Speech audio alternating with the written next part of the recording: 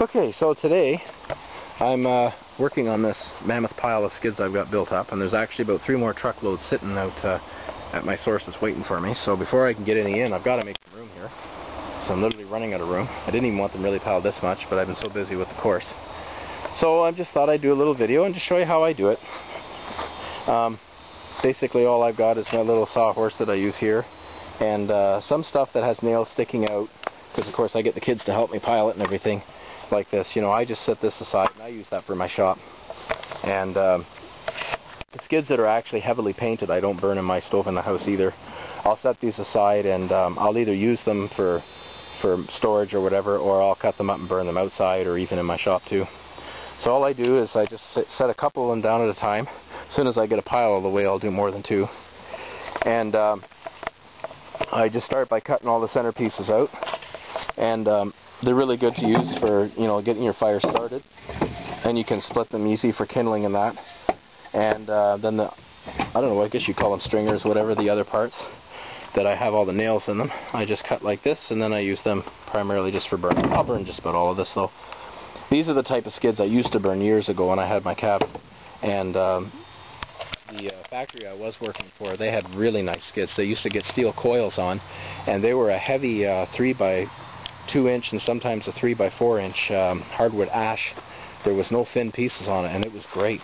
And it burned really hot too, so I was just looking to see if I had any left, but I think I burned them all. So this isn't the choice of style of skids, but it's certainly free heat, and it's a lot better than burning oil, because oil I think is going to get quite expensive soon. It probably will. So I'll just oh, and of course I just throw it all on my Redneck Ranger here. And I just built some sides I put up for it to make a good truckload every time. And then I get the kids to help me, and they have a great time. You know, we help pile up all the wood. And I'll show you my reserve pile that I'm making. This is a little cubby hole we have in the back summer kitchen, which I'm hoping to renovate soon. I don't know if you can see much in there. It's just kind of been used as a storage shop sort of thing since the day we moved in. But I always like to fill up this cubby hole. Normally it would be full right up to the light switch by now, but because I need to get at this window and fix it when I renovate, I just did 1 row. And I leave some inside here so that if I'm not around or whatever, wifey can just come out here and get it without having to go outside or anything. And this pile here that I've got sitting on skids to keep it dry and whatnot, I'm starting to build up. It'll be 3 rows long, and I'll probably go as high as I possibly can with it.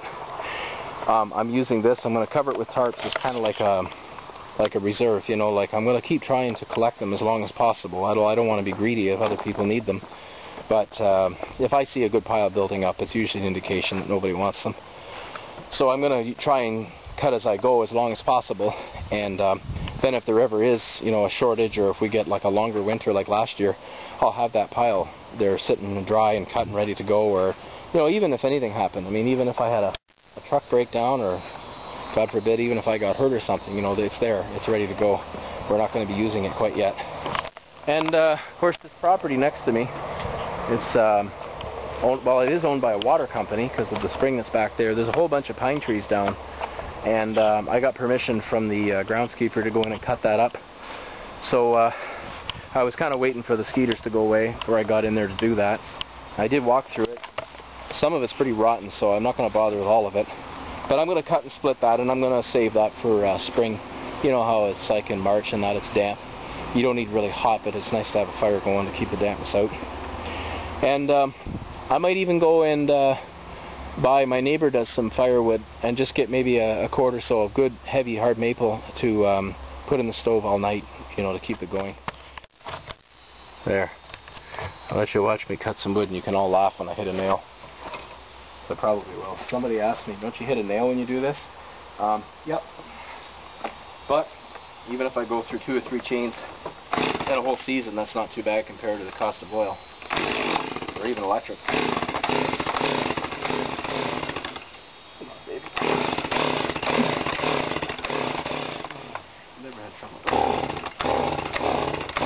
Oh, good. I guess I don't have to cut wood today. What is this already? Oh, it just got flooded.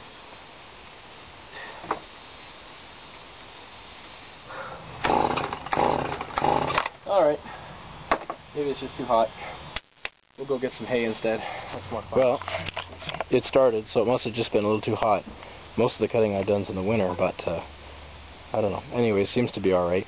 I was going to show you the cutting right now, but I went out to get some hay, and on the way back I noticed up at the church, I guess they're having a funeral of some sort, and they decided to use the community center for part of it.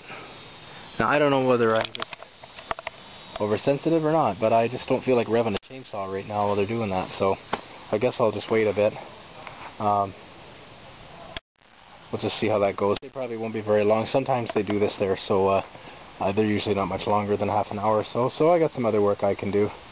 And the truth is, I don't even know if they can hear it inside or not, but that's alright.